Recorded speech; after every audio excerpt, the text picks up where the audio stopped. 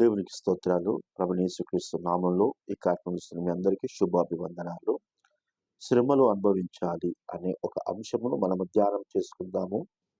అపోస్తుల కార్యములు 14వ అధ్యాయము 22వ వచనంలో మనం చూసినట్లయితే, అనేక శ్రమలను అనుభవించి మనము దేవుని రాజ్యంలో ప్రవేశింపవలెననియో వారిని హెచ్చరించుట అంటే మరి ఖండితముగా చెప్పడం అన్నట్టు. ఇక్కడ చూసినట్లయితే అనేక శ్రమలను అనుభవించి మనము దేవుని రాజ్యంలో ప్రవేశింపవలెను. అంటే మనము ఈ లోకం అనేది ఏది శాశ్వతము కాదు గాని, దేవుని రాజ్యం అనేది శాశ్వతం గనుక, ఆ దేవుని రాజ్యంలో మనం ప్రవేశింపాలంటే ఈ భూమి మీద మనము కొన్ని శ్రమలు తప్పకుండా అనుభవించాలి అనేది దేవుని యొక్క పరిశుద్ధ గ్రంథము సెలవిస్తున్న దేవుని చిత్తం.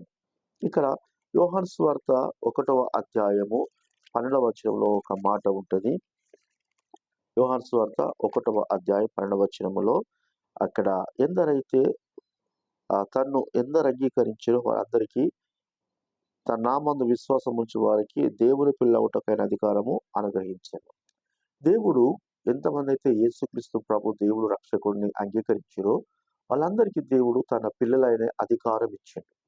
అంటే అధికారం గల పిల్లలం మనం గనక యేసుక్రీస్తు యొక్క శ్రమలలోను యేసుక్రీస్తు సంతోషంలో మనము పాలు పంచుకోవాల్సిన మరి అవసరత, పాలు పంచుకోవాల్సిన ఎంతైనా ఉన్నది. ఇక్కడ యోహాను సువార్త 16వ అధ్యాయము 33వ వచనంలో మనం గమనించినట్లయితే 16వ అధ్యాయం 33వ వచనములో, నా యందు మీకు సమాధానం కలుగునట్లు ఈ మాటలు మీతో చెప్పుచున్నాను.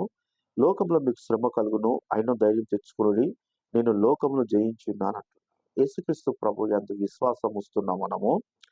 ఎందరైతే యేసు ప్రభుని యందు విశ్వాసం ఉంచుతారో వాళ్ళందరి దేవుని పిల్ల ఒక అధికారం ఇచ్చిండు. ఇప్పుడు ఈ అధికారం గల పిల్లలకు దేవుడు చెప్తున్నాడు, దేవుని యందు ఉన్న మనము ఎప్పుడూ సమాధానంగా ఉండాలంటున్నాడు. ఎందుకు సమాధానంగా ఉండాలంటే, లోకంలో మనం ఉన్నాం గనక లోకంలో కొన్ని శ్రమలు అంటే మనకు వస్తాయి, అయినను ధైర్యం తెచ్చుకునడి అంటున్నాడు. అంటే లోకములో ఇక్కడ వాక్యం చూస్తే మనకు శ్రమలు వస్తాయి. ఈ శ్రమలు వచ్చిన వ్యక్తి ధైర్యం తెచ్చుకుంటే నేను లోకమును జయించున్నానని దేవుడు అంటున్నాడు. అంటే యేసుక్రీస్తు ప్రభువారు లోకాన్ని జయించాడు గనక మరి ఈ యొక్క శ్రమలను వచ్చినప్పుడు ధైర్యంగా ఉన్నోళ్ళు కూడా యేసు ప్రభు లాగానే జయిస్తారు అని దాని యొక్క అర్థం. ఎందుకంటే మనం ఈ లోకములో ఈ శ్రమలు ఎందుకంటే దేవుని యొక్క రాజ్యములో ప్రవేశించడానికే ఈ శ్రమలు. ఇక్కడ 19వ అధ్యాయం 30వ వచనంలో చూసినట్లయితే, సైనికులు ఒకడు ఈటతో ఆయన పక్కన పొడిచెను, వెంటనే రక్తం నీళ్లు కారెను. యేసుక్రీస్తు ప్రభువారి యొక్క దొక్కలో మరి బల్లెపు తోటి పొడిచినప్పుడు నీళ్లును రక్తం కారే. అంటే ఎంత శ్రమ, శరీరములో భయంకరమైన గాయములు, తలకు ముండ కిరీటం, చేతుల్లో మేకులతో పాటు అయిపోయింది అనుకుంటే కాదు, ఇంకా లాస్ట్కు పక్కల బల్లెపోటు కూడా. కనుక ఇంత భయంకరమైన శ్రమలు యేసుక్రీస్తు అనుభవించి చెప్తున్నాడు. ఏమని?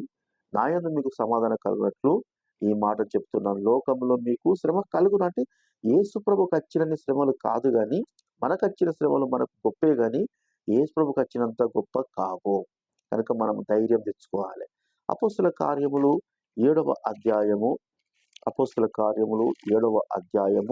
56వ వచనం మనం గమనించినట్లయితే, ఆకాశం తెరవబడుటయు మనుష్య కుమారుడు దేవుని కుడిపార్శ్వమందు నిలువుచుటయు చూచుని. ఇక్కడ మరి స్టెఫెనును రాళ్ళతో కొడుతున్నప్పుడు స్టెఫెను చూస్తున్నాడు. ఏమని? ఆకాశము తెరవబడ్డది, దేవుని కుడిపార్శ్వమందు యేసు ప్రభువారు నిలుస్తున్నాడట. అంటే యేసుక్రీస్తు ప్రభువారిని చంపాలని భయంకరంగా ముండ కిరీటము, తర్వాత మేకులు కొట్టి పక్కలో బల్లెపోటు పొడిచి చంపిన కానీ ఈ సిలువ అనే తర్వాతనే ఆ యొక్క పరలోక రాజ్యములో మరి దేవుని యొక్క పక్కన నిలబడ్డట్టు ఈ యొక్క మన స్టెఫెను గారు చూస్తున్నారు. అంటే మనము శ్రమలు అనుభవించిన వెంటనే ఏమైపోతుంది మన జీవితము అనగా, శ్రమలు అనుభవించిన మన మాట దేవుని రాజ్యములో, అంటే యేసుక్రీస్తు ప్రభువారు క్రూరమైన హింస పొందిన తర్వాత దేవుని దగ్గరికి వెళ్ళినట్టు మనము కూడా దేవుని యొక్క రాజ్యానికి వెళ్తాము. కనుక శ్రమలలో మనము బెదిరిపోకూడదు, భయపడకూడదు. రోమా రాసిన పత్రిక 8వ అధ్యాయము 12వ వచనం చూసినట్లయితే, రోమా రాసిన పత్రిక 8వ అధ్యాయము 8వ అధ్యాయము 18వ వచనములో, మన ఎడల ప్రత్యక్షం కాకపోవు మహిమ ఎదుట ఇప్పటి కాలపు శ్రమలు ఎన్నదగినవి కావని ఎంచు. అంటే మనకస్తున్న కష్టాలు లెక్క పెట్టేటివి కావు. మనకస్తున్న వాస్తవం చెప్పాలంటే ఎవరికుండే సమస్య వారికున్న, ఎవరికుండే శోధన వారికున్నది, ఎవరికుండే బాధ వారికున్నది. కానీ యేసుక్రీస్తు ప్రభువును నిందలేసిండ్రు, అవమానించిండ్రు, శరీరమంతా గాయపరిచిండ్రు. కానీ అంత లెక్క పెట్టే అందులో ఒక్క శ్రమంతా కూడా మనది కాదని చెప్పేసి దేవుని యొక్క వాక్యం సెలవిస్తున్నది. ఇంకా 2 కొరింథీ రాసిన పత్రిక 4వ అధ్యాయము 18వ వచనము. 4వ అధ్యాయము 18వ వచనము.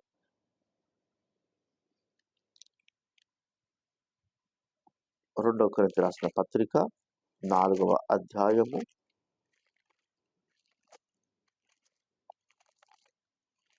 2 కొరింథీ రాసిన పత్రిక 4వ అధ్యాయము 18వ వచనంలో, క్షణమాత్రముండు మన చురుకని శ్రమలు మా కొరకు అంతకంతకు ఎక్కువగా నిత్య మహిమ భారం కలుగజేయుచున్నవి.